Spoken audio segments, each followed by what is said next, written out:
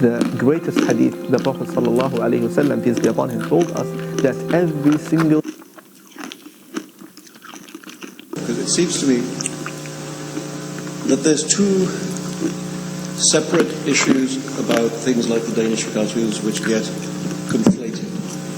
One is the question about should the cartoons have been published in the first place. Now, it seems to me any newspaper editor, anybody on a picture desk of a newspaper or a magazine, every day is presented with material where they have to make the decision, is this worth putting in the magazine or not? And I think we can also agree that maybe no two picture editors would make the same decisions. Some of them would print all those things, some of them would print one or two, some of them would print none of them. So on the one hand, you've got the argument about quality, and so should the things be in the paper. Yeah. Myself, I think that most of them were rather tedious, and the ones that weren't were actually the most offensive ones. I mean, the best cartoon was the one which shows suicide bombers arriving at the pearly gates. Yes. To be greeted by the Prophet Muhammad saying, "Would you please stop doing it because we're running out of virgins?" Yes. Now that has the great merit of being funny. That has a bit of bite to it. Yeah. And actually, the one with the turban, the bomb in the turban, was similarly, a perfectly legitimate, strong, satirical point. And well drawn. And well drawn.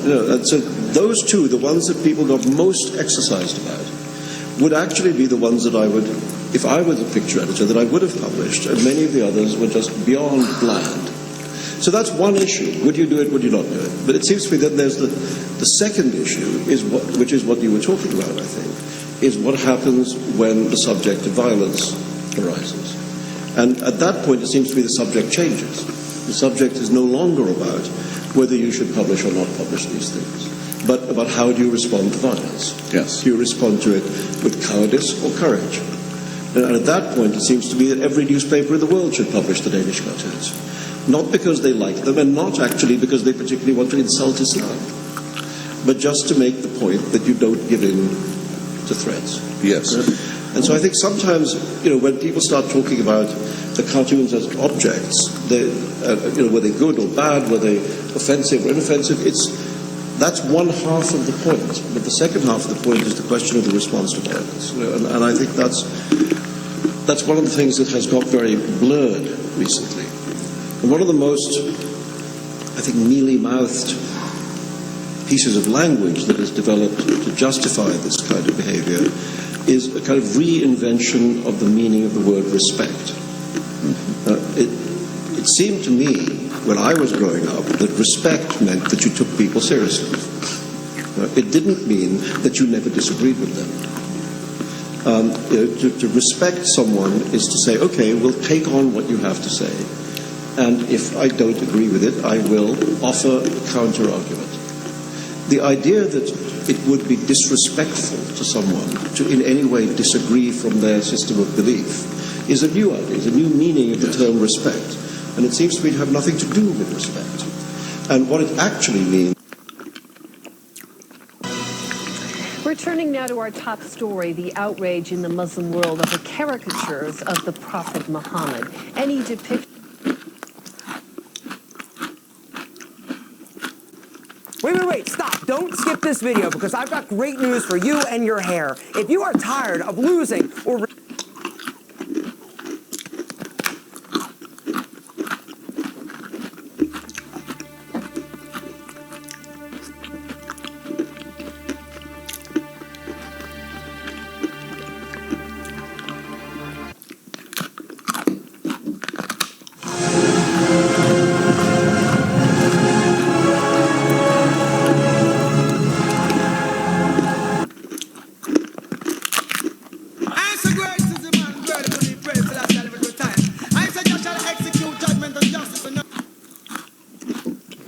Like being on the cutting edge of knowledge, the Bible has always been years ahead of scientists and is one of the most advanced science books around.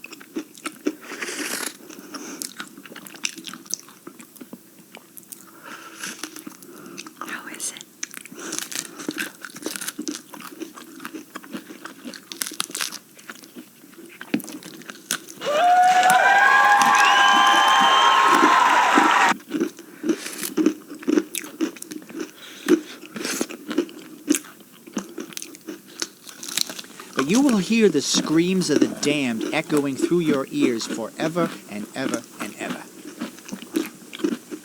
Hell is not...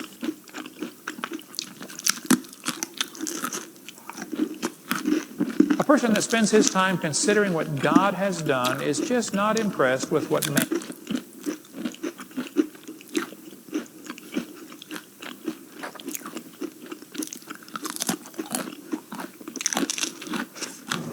Root of All Evil was a slick television program, edited and cut in the way that television programs are, as a sort of polished performance. But in the course...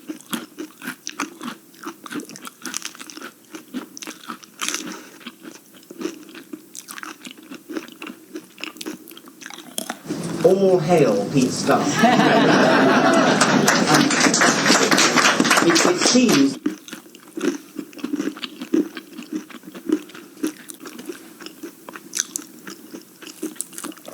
Watch this. I can show you how to get the sweetest deals online when you shop from major retailers like Amazon and Target. You can drop prices automatically. I can show you how, but I... You can compile lists of good people who are religious, bad people who are religious, good people who are atheists, bad people who are atheists. And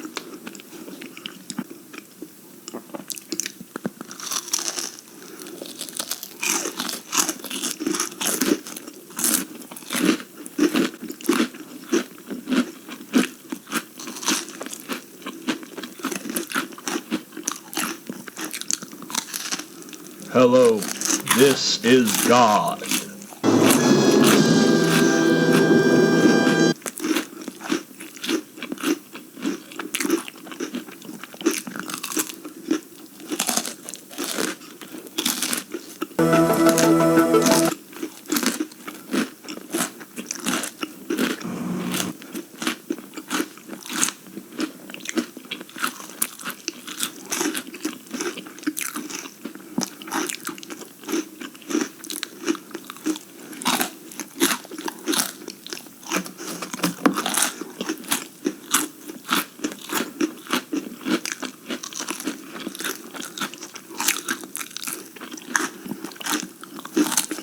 Try and take some of his points in order. First, a very small one, the Diane Sawyer point. I think she did say that when she saw the second plane go in, but I've seen the film, the only film there is, of the first plane going in. It's rather harder to see, and so you get the first words that are said in the post-9/11 era, or the immediate post-atrocity moment. And those words are spoken by a man on a big fire truck in New York, where the camera is mounted. And he says, can you hear that? Yes, you can. Holy shit.